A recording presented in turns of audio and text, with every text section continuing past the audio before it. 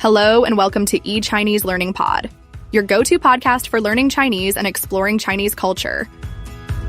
To protect speakers' privacy and enhance audio quality, some or all voices in this episode are created with AI assistance. Hello, everyone. Welcome back to the podcast. My name is Daniel. Hi, I'm Lena. It's really nice to be here with you today. Lena, today's topic is one I've personally been looking forward to for a long time. Same here, because today we're not just teaching words. We're talking about how Chinese people understand time. Exactly. In many languages, time feels very technical. We measure it, schedule it, complain about not having enough of it. But in Chinese culture, time is often described through images, through nature, movement, even mythology. And those images tell us a lot about values, emotions, and how people see life. Before we dive in, I'm curious. Daniel, as someone learning Chinese, what surprised you most about Chinese expressions related to time? Honestly, how emotional they are.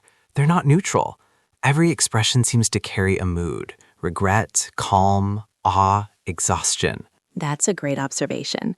So today, we'll explore 4 classic expressions that describe time passing, and through them, we'll glimpse Chinese philosophy and worldview.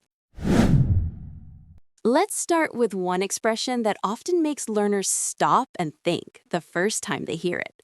白驹过隙. Yes, this one is extremely visual.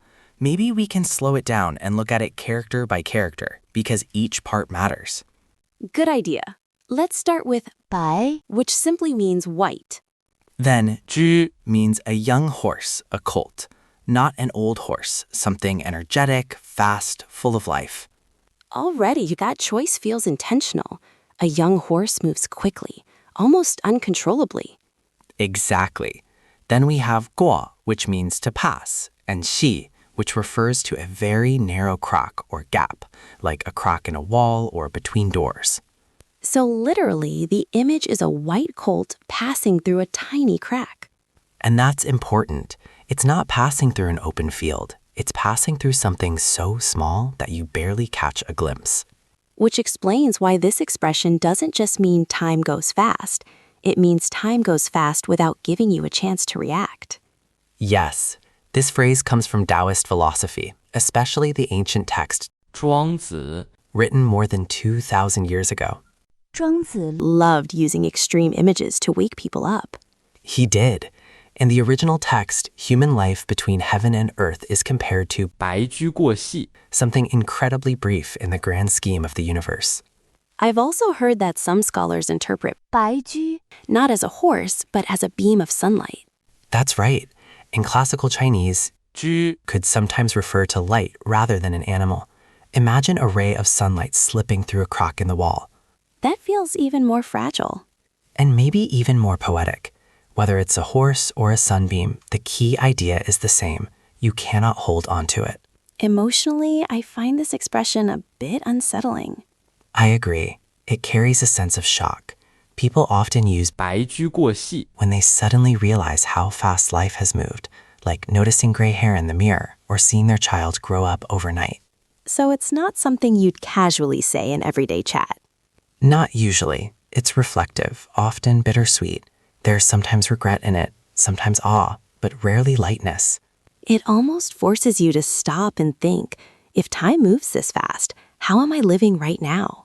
Exactly. That's very Taoist. It's not telling you to panic. It's reminding you that life is fleeting, so attachment, anxiety, and obsession may not be worth it. So when someone uses 白驹过隙, they're not just describing time, they're expressing a philosophy of life. Yes, and that's why this expression has survived for thousands of years. Let's move on to another expression about time that Chinese learners often hear but don't fully understand at first. 逝者如斯. Yes, this one sounds very elegant, but also a bit mysterious. Maybe we should really break it down slowly. Good idea. Let's start with the first character, 逝. In modern Chinese, this character is often used to talk about passing away or something leaving forever. That's right. You'll see it in words related to time, water, or even life. It doesn't suggest speed. It suggests continuous movement. Then we have 者 which is a classical structure. It turns the verb into the thing that does this action. So here, 逝者 means that which is passing. Next is 如, meaning like or just like. And finally, 斯, which is an old-fashioned way of saying this. So literally, 逝者如斯 means what is passing is like this. And the key question is, like what? Exactly. To understand that, we need a bit of background. This expression comes from a famous moment recorded in ancient Chinese history. Confucius was standing by a river, watching the water flow, and he pointed to it while speaking. So when he said this, he meant the river in front of him. Yes, the water keeps flowing, day and night, without stopping. That's what time is being compared to. I really like that image. It feels very calm. Many Chinese people feel the same way. This expression is often used when people talk about time passing quietly, years going by without dramatic moments. So it's not about time flying suddenly, but about time moving steadily. Exactly. People might use 逝者如斯 when looking back on life and realizing how naturally things changed. Would you say it sounds emotional? I'd say it's emotional, but in a restrained way. There's reflection, maybe a little sadness, but also acceptance. I can imagine parents saying this when watching their children grow up. Yes, or teachers talking about generations of students. It's often used in reflective or thoughtful moments. So for learners, when they hear 逝者如斯, they should think of time flowing like water. Exactly. Slow, continuous, and unstoppable, but not stressful. That makes this expression feel very comforting. And very Chinese. All right, let's move on to the next expression. This one sounds very grand and poetic. 斗转星移. Yes, and for many learners, it already feels serious just by the sound of it. Let's take it slowly and look at each character. The first one, Do, refers to the Big Dipper constellation.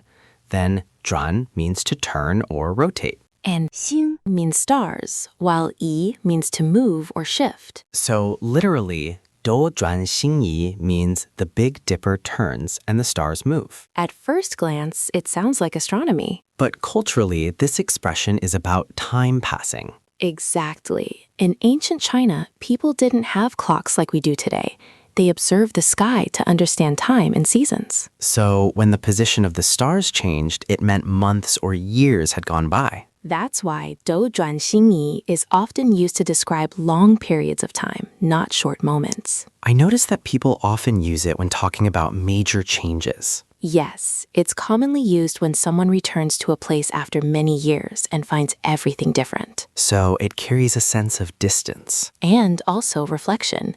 When people say 斗转星移, they're usually looking back at time from a present moment. Do you think it sounds emotional? I think it's quietly emotional. It's not dramatic, but there's often a feeling of nostalgia or loss behind it. I like how it connects human life with the sky. That's very typical in Chinese culture.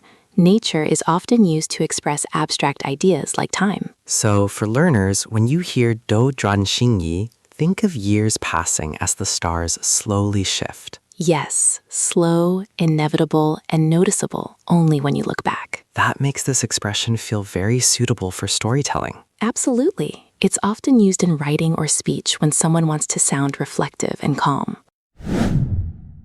All right, let's continue.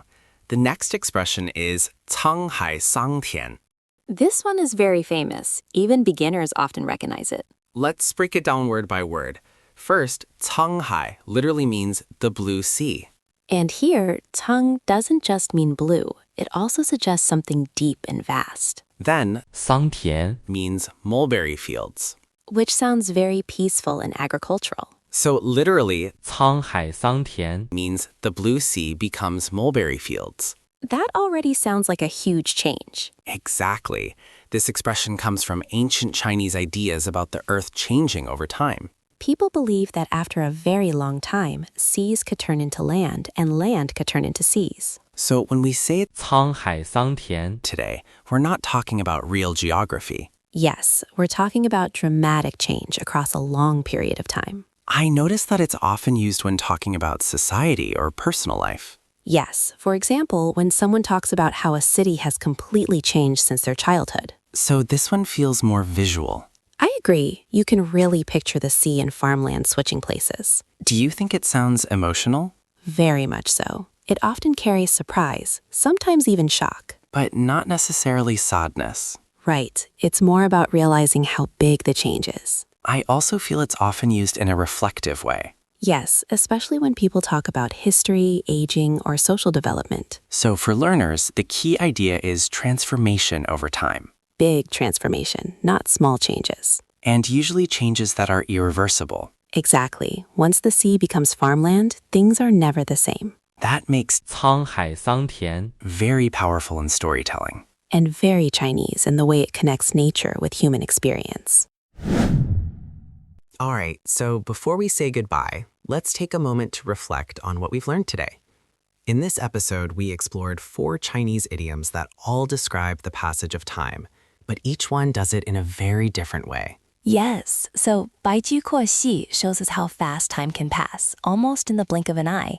It's often used when people suddenly realize how quickly years have gone by. And 逝者如斯 compares time to flowing water.